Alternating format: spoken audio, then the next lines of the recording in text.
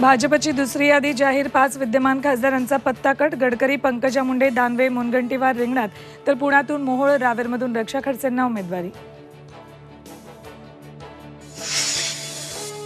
राहुल गांधींची भारत जोडो न्याय यात्रा नाशिकमध्ये दाखल. चांदवडमध्ये राहुल गांधी, शरद पवार, संजय राऊत एकाच मंचावर. शेतकऱ्यांशी साधणार संवाद. अजित पवार गटाचे आमदार निलेश लंके शरद पवार गटात आज प्रवेश करणार. नगरमधून लोकसभा लढण्यास लंके इच्छुक. भास्कर जाधवांच्या नाराजीनंतर उद्धव ठाकरेंचा कोकण दौरा. रत्नागिरीच्या गुहागर, दापोलीतील पदाधिकारी आणि कार्यकर्त्यांशी साधणार संवाद.